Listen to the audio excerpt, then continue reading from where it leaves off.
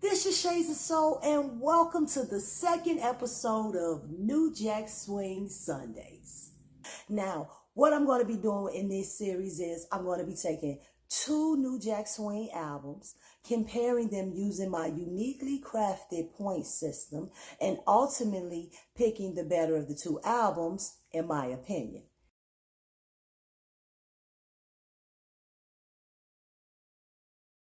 NewJack Swing is R&B vocals sung over hip-hop or dance pop beats. Now, the first album credited with being a NewJack Swing album is 1986's Control by Janet Jackson. Now, Bobby Brown, who also became known as the king of NewJack Swing, his On Our Own from the Ghostbusters soundtrack, it pushed the genre farther.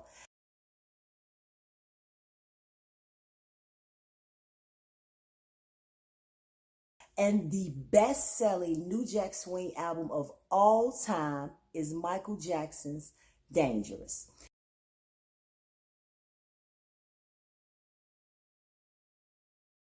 The albums we'll be comparing today is New Edition's Heartbreak versus Bobby Brown's Don't Be Cruel. Group members against each other, y'all. We about to get it. We about to get it.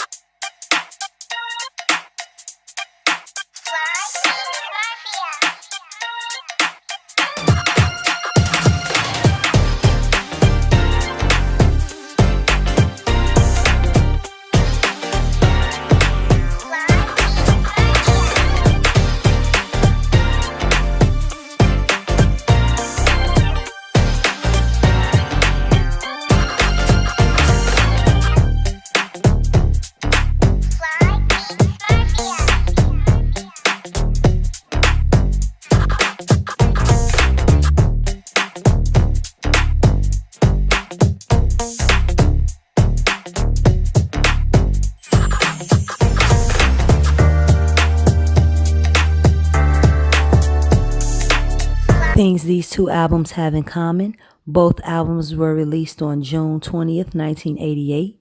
Both albums had multi-platinum album sales, and both albums had 5 singles released.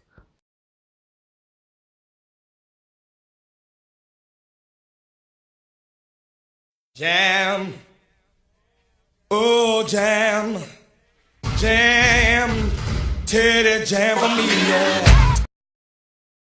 1 Tony equals 1 point.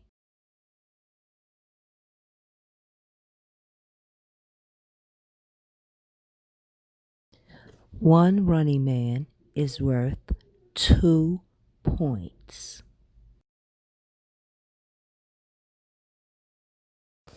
Three Tonys equal 3 points.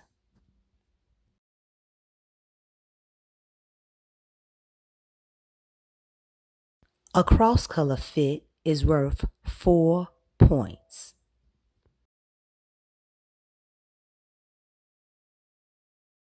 And the coveted Gumby is worth 5 points.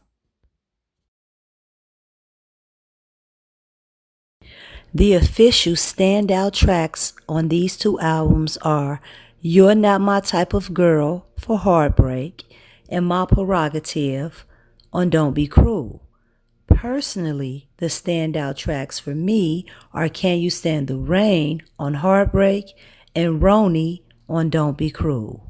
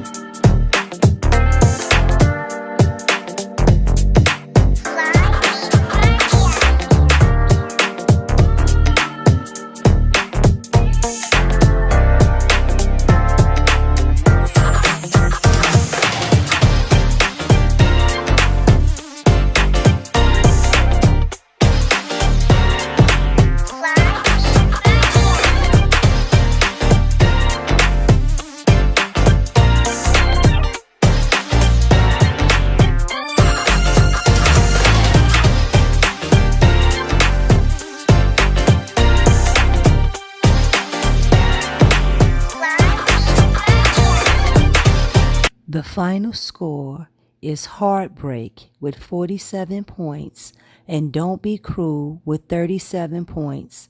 The winner is Heartbreak.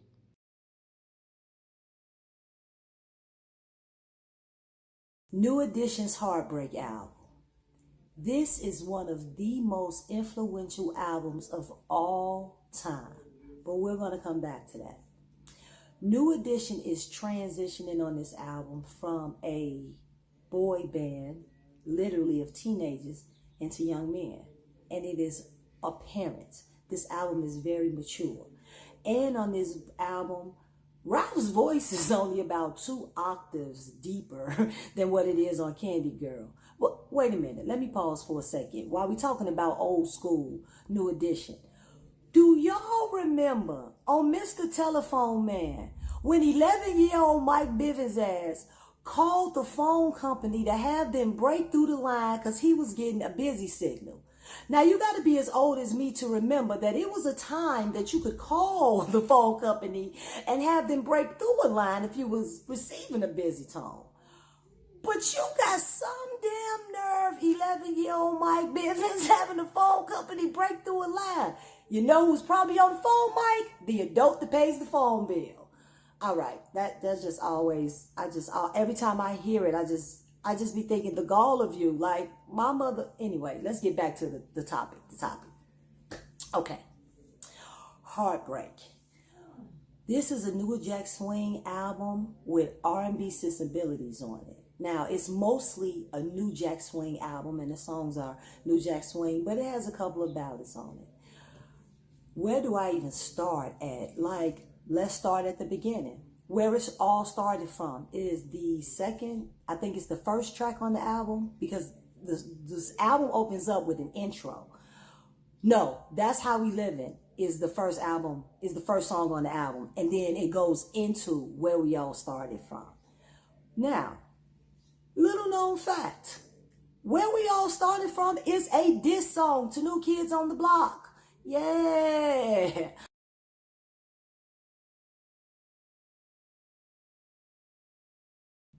Maurice Starr and New Edition have parted ways, and it was less than amicable. So he goes back to Boston and he tries to repeat the success he had with New Edition with the white guys. And the lyrics of where it started from, it kind of lets you know, if you're paying attention, that we dissing them. Some people duplicate, but they can never recreate where we all started from. And Ronnie come hard on the second verse. Ronnie like, it feel good to be the original. Like, so they going at New Kids on the Block. It's not a diss song, it's just a real song. You have got to respect this genre. This is a new genre of music that is doing, like, it's just like cross genres with all other genres of music. And it's dope. Okay, so back to New Edition. So where we all started from is stellar, in my opinion, because I love diss songs. And basically what they were saying was true. So as the album continues, you have If It Isn't Love. Now I gotta say this, I'm being honest. And this is just my opinion, everybody, but the stuff I'm saying is based in truth. You know why the If It Isn't Love video rehearsal went so well? Because you didn't have 1980s David Ruffin, Bobby Brown ass showing up late and high.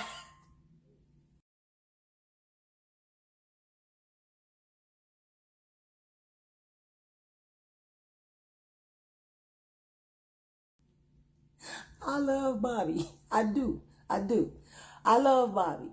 But you can tell on this album that New Edition on this album had reached a level of maturity that Bobby wasn't at yet. And that's a fact.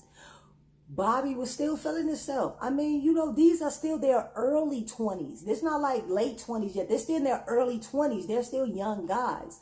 So Bobby wasn't ready to settle down. He wasn't ready to, he was with it. And they were going into a more mature thing. Let's continue back to New Edition though. So Ralph writes the song Competition. Competition is directly about Bobby Brown leaving the group 2 years prior, right?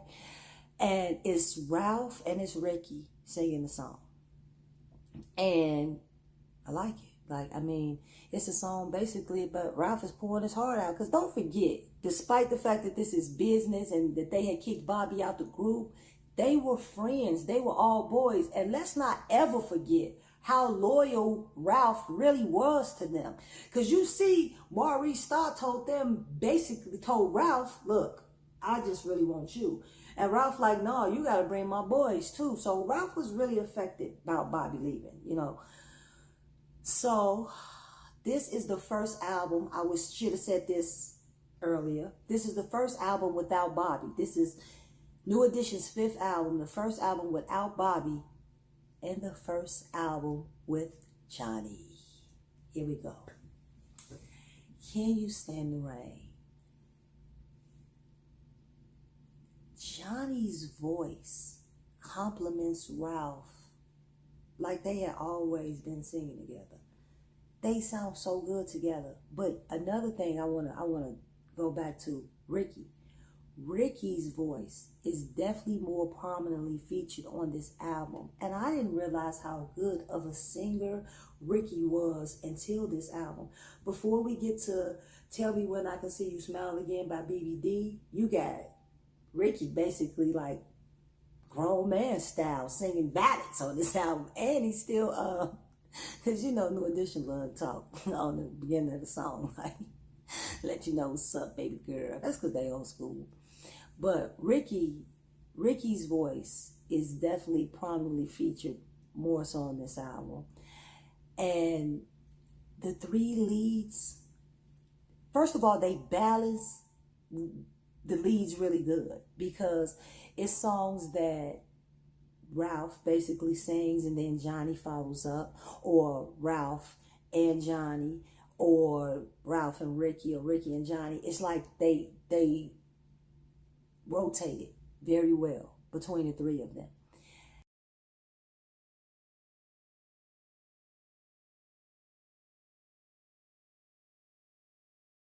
This is a stellar album.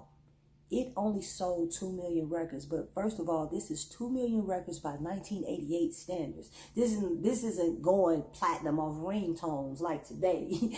This is 1 million people went outside and bought this album twice.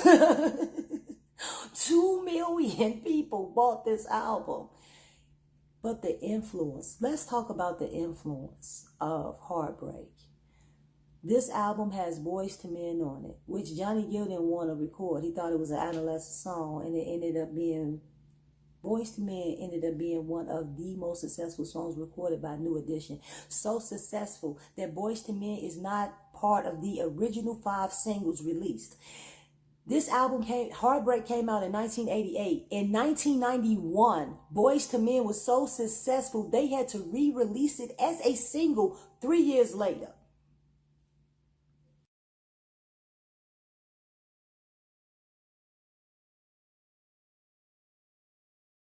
Boys to Men is the direct reason that we have Boys to Men, the group, because they named themselves after the song. They were avid followers of New Edition, and they stalked Mike Bivins outside the concert, and that's how they got on.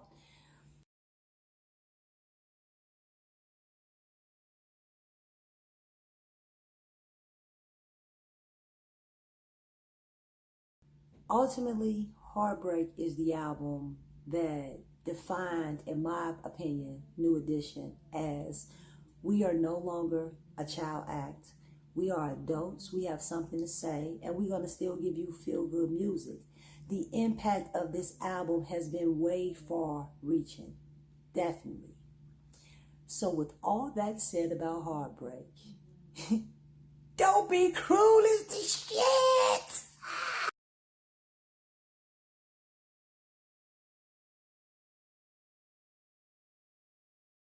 Bobby is in his prime on this album. This is a complete 100% NewJack Swing album. It has some light R&B sensibilities with it, but this is basically a NewJack Swing album. from the first single to the last single, and this is Bobby Brown's most successful album. My Prerogative is Bobby Brown's only #1 song. And the thing about this album is that it was consistently successful. Like when it came out in 1988, it was non-consecutively #1 from September to November for 8 weeks. Then in March of 1989, it hit #1 again. This album sold 7 million records. 7 million records.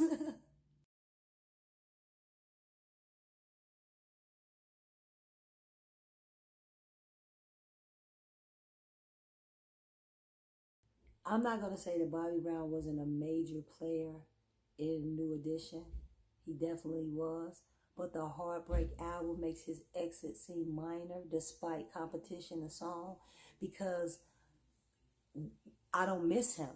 I'm not looking for him on the songs. When I hear If It Isn't Love, when I hear Sorry, when I hear those songs that you know that he will be front and center being Mr. Bobby Brown, Mr. Showman, I don't miss him on those songs.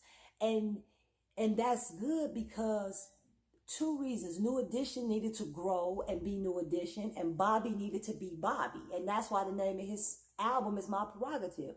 Bobby needs to do what Bobby needs to do. Everybody can't be tamed. Everybody doesn't want to fall in line, and that's how Bobby was.